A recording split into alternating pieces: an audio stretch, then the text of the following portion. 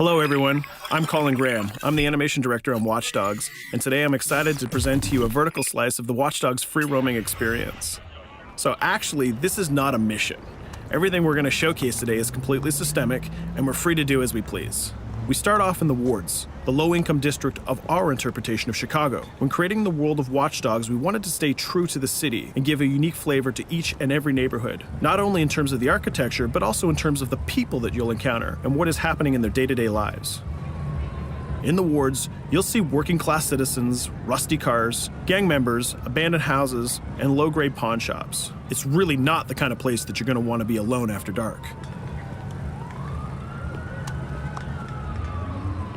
Nowadays, modern cities are increasingly managed by software, controlling traffic lights, electricity grids, and surveillance systems. In our version of Chicago, this management software is called CTOS, or the Central Operating System. The CTOS controls everything in the city, and it was created by the Bloom Corporation. Since the CTOS has been installed in Chicago, people get to work faster, the crime rate has dropped, and the communication networks are now more accessible and stable than they ever were before. It goes without saying that if everything is connected, somebody able to take over the system would be extremely powerful. At this point in the game, we don't have control over this district's CTOS system. The icons that you see over people's head mean that we cannot hack into their mobile devices at the moment. We need to find the CTOS control center, install a backdoor virus into the system to take control over all of the infrastructure in this district. There it is, the CTOS control center.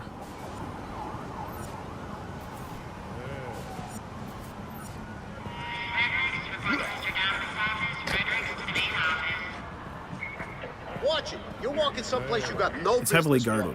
Let's see if we can find the server access codes from a distance. With cameras, we can explore restricted areas without being spotted, tag different guards, and access details on their lives. What the hell is she doing with that weasel motherfucker? It seems that Bloom employees all have a sort of shady past. There it is, the access code to the server room. Unfortunately, we can't access the server via the cameras. We need to sneak inside. One thing that was really important to us when we designed Watch Dogs was to fully support different player styles. Every situation in the game can be tackled the way the player sees fit. In this situation, we can go all out guns blazing, completely stealth without the guards ever seeing us, or we can hack from a distance without ever setting foot inside the restricted area. Let's hack this forklift. Aiden can use the environment to distract and lure guards. Pretty much anything you hack has multiple functions. So, for example, you could use this forklift to access the roof, or you could use it to create cover. Hacking in Watch Dogs is all about player expression. Let's set an improvised explosive device so we can hack it a little bit later.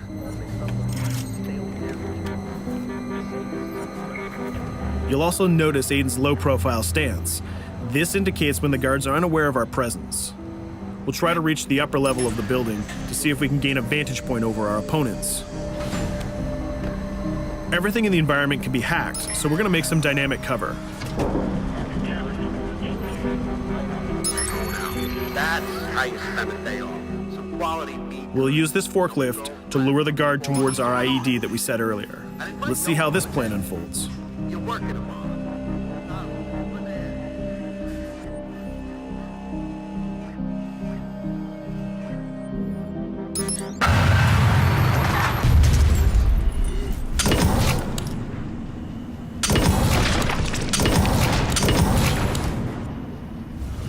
What you just saw is called focus. It represents Aiden's analysis capabilities and his quick reflexes. This gives the player more time to combine core game mechanics together, such as shooting, hacking, and driving, in order to handle more complicated situations.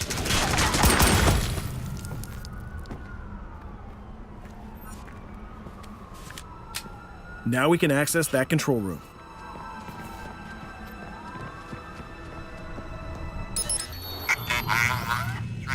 Drop 2, 5.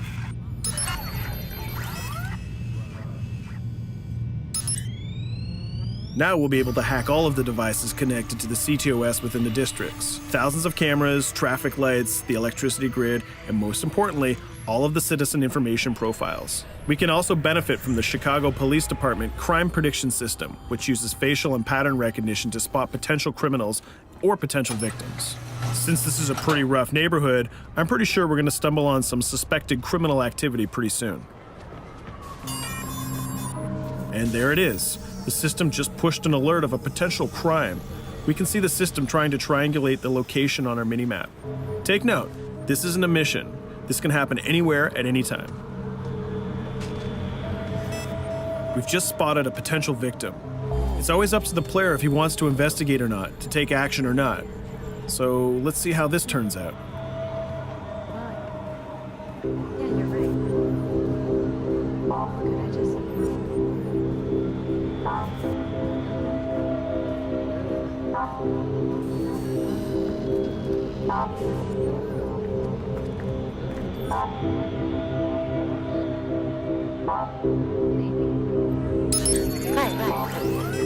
You think you're leaving me? Huh?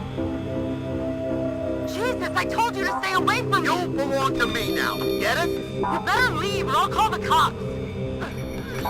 I'll fucking kill you, goddammit. Get off! Yo! That was close. Good thing that we intervened. We managed to prevent the crime, but we triggered a chase. From here, the criminal's behavior is unpredictable. He can try to get away, shoot back at us, surrender, or call for backup.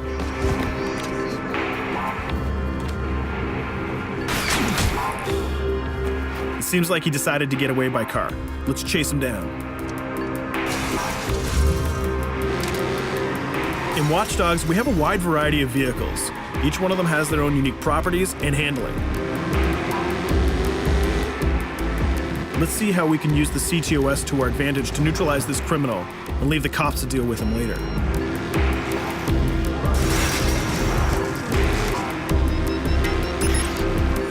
The chase stops right here. Using the blockers usually reserved for the cops during interventions, we managed to stop this criminal without killing him. This gives us a reputation bonus. This system is at the core of the Watch Dogs experience. Depending on how we handle different situations in the game, the media and the citizens will have a different perception of our hero, whether he is a true vigilante or a reckless criminal. This will have repercussions throughout the game. Now, let's head for the Loop, the historical district of Chicago, where you're going to find the most iconic buildings in the city.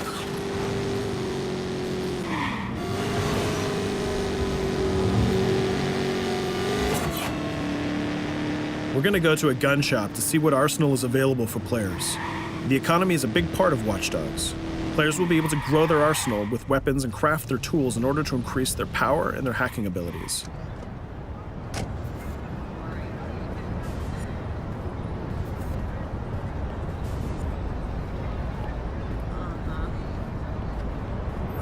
No, it's okay.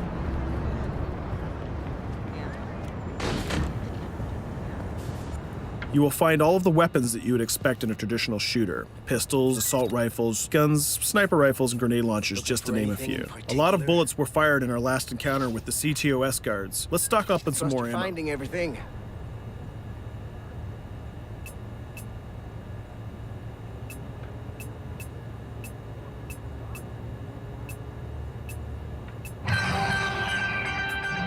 As we mentioned earlier, the media keep track of your actions and the citizens are going to react according to the perception that they have of you. Here, the media is reporting a crime in which you are the #1 suspect. The gun shop owner recognized you and decided to trigger a silent alarm to notify the police. Copy that. Possible wanted suspect presumed armed and dangerous. Police are now trying to locate the source of the threat using the surveillance system in the city, represented by the yellow circles on the minimap. Come in, PH3.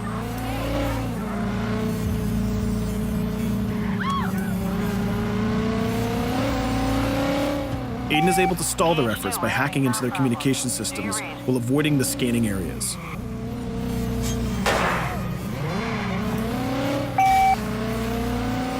PH units, do you copy? Repeat, squad to all PH units. Once they've lost our trail, we can go back to our activities.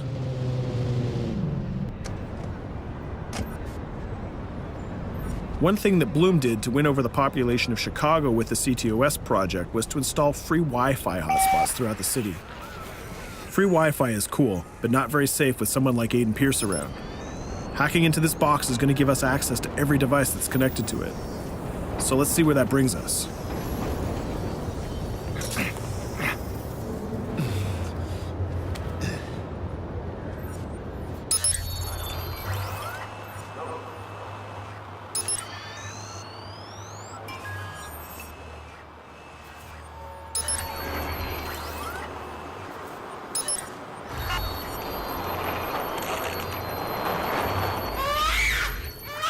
We just hacked into the webcam of a laptop. It seems that we're in the apartment of a mother and we can hear her baby crying in the background. Her bank information is in her mobile phone sitting right there on the table in front of us. It's totally up to the player whether we decide to steal it or not. Of course, this won't affect our reputation because nobody can witness this action. Just like in real life, nothing is totally black or white, but rather many shades of gray. This is exactly the situation where we want the player to question his own morality.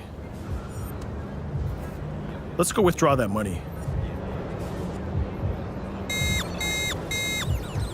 If you think that you're alone, think again. Aiden is not the only hacker in town.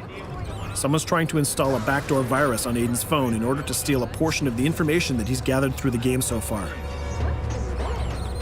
First, we're gonna have to reach the area where the signal is coming from.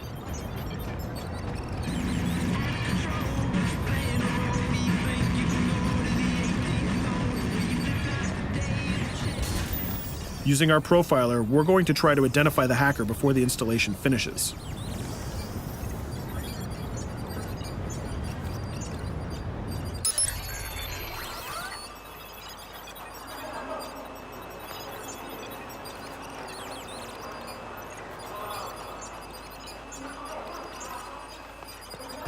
There he is.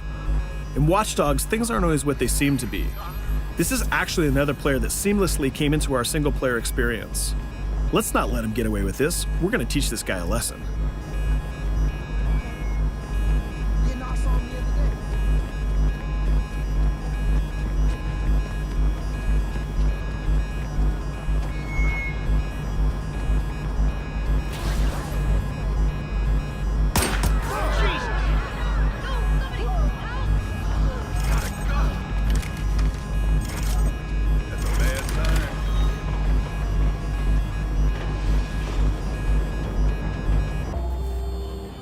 We stopped the hack, but the hacker managed to get away. I don't know about you, but we can't let this pass by. We need to retaliate. Using the grid, let's see if we can find that second player. There he is. Let's enter his game seamlessly.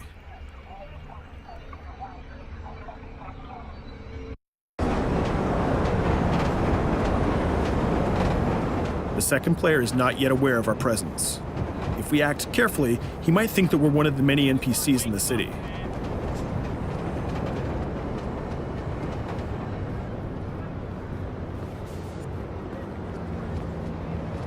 What was that?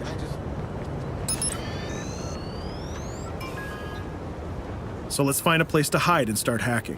What's going on?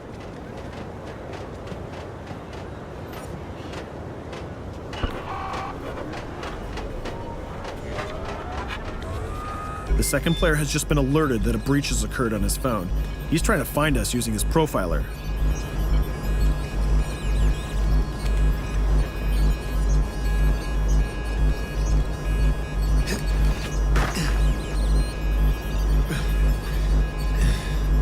He's dangerously close. Let's hide in the car. We're spotted. Let's get out of there.